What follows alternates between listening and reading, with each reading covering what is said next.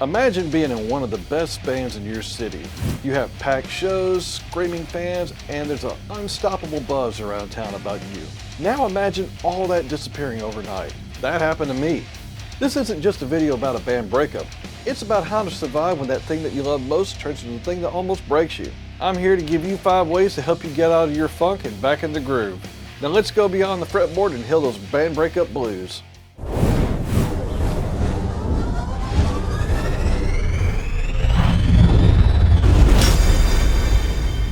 Something that musicians will eventually face is the abrupt end to their beloved band.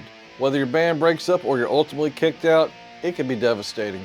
A lot of emotions like anger, frustration, betrayal, and confusion can set in, and the grief can be almost unbearable. You may have lost people that you've considered to be your best friends, and the identity of being in your band is now gone. Thoughts of what's the fans' backlash going to be like lingers in the back of your mind. You feel so lost now that you're on your own, and that's a terrible feeling. So what are you going to do now that it's over? The good news is there's a light at the end of the tunnel, and this time it isn't a train. So let's figure out some ways to help you heal and get back on track. Warning, this is going to get a little personal to me. The first and most important step is allowing yourself time to grieve. Grief is a weird thing, and people can process grief differently. People may cry, they may lash out, they can get depressed, and sometimes, unfortunately, grief can overcome somebody. Please don't let that happen to you. And just to put it out there is no timeline on how long one should take to grieve either. Just being tough and pushing through all the pain could cause more damage than taking the time to process it. Understand, it is okay to feel sad, angry, confused, betrayed, or just empty. Don't bottle up your emotions and pretend that you're fine when you're not. I am speaking from experience on this.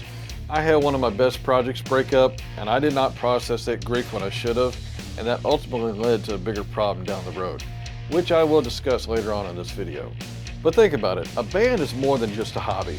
It's a creative partnership, often with deep friendships, and it's an extension of your identity.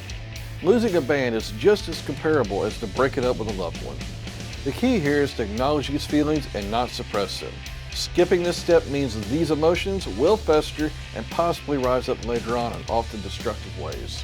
Now, once the initial storm of emotion starts to ease up, the next step is to reflect and learn. This isn't just about placing blame, but more about understanding. What actually happened? What worked in the band and what didn't? What were the strengths and what were the weaknesses? Where were the consistent challenges or points of friction? And what was your role in both the successes and the failures? Now this takes courage to answer honestly. And if you were to do another band again, what are the non-negotiables for any future projects that you will join or form? Things to consider are communication styles, commitment levels, and creative direction. This reflection isn't to dwell on the past, but to gather valuable lessons. Every experience that we encounter, good or bad, offers itself as a learning experience. We just have to be open to it, and I will admit, that is easier said than done. These insights will be gold for your future musical endeavors. You'll be more self-aware and equipped to build something much better next time. Now here's an example of one of my situations. After one of my bands broke up when I was a kid, I realized that one of my biggest mistakes was to keep playing with the same circle of friends that were incredibly unreliable, instead of just branching out. And I will admit, I did have one of those same friends offer to play for me in another band, but I knew better. And as hard as it was to tell them no, I did, and I couldn't have made a better choice. Take wins where you can get them. Another situation that I had was hiring a person to be a manager and handle the band's business, when we could have easily done this ourselves. As a result of hiring that manager, my band suffered a great loss and we could have been played on the radio, but multiple unreturned phone calls made that opportunity disappear. That situation was more devastating to me than the band breaking up, because that right there was the chance that most people just dream of. It was just being carelessly thrown away. Another thing to be cautious about is to avoid rebound bands. And guess who messed up badly? This guy. Remember me saying in step 1 about processing grief? I didn't. The band that I was telling you about with the manager issue? Well, that band broke up and I immediately went on recovery mode. I was searching out anyone that could be a possible replacement. Eventually, that replacement was found, but they didn't want to do the same project. So the band name changed, the unrecorded new songs were rehashed, and the audience went from screaming and cheering to non-existent. And I had immediately realized that the magic was lost and I was exhausted and I needed to take a break and recalibrate. It eventually led me to leaving the scene that I loved so dearly and moving to Ocala, Florida, where I later discovered what separation anxiety was. And boy, was that brutal. The moral of the story is, if you do plan to jump into another band immediately after one breaks up, be sure it's a good fit and it's not just a knee-jerk reaction to wanting to fill the void. Like your boy. Don't lose a good opportunity though if one comes by. It may be just what you need, a fresh start. Now amidst all this processing, it's crucial to celebrate your successes. A band breakup doesn't erase the good times. It doesn't destroy the music that you've created, nor the experiences shared. Now here's some successes that you need to think about. What songs are you most proud of? What new techniques did you learn on your instrument from playing those new songs? What were the best gigs that you've played? What new connections did you build along the way?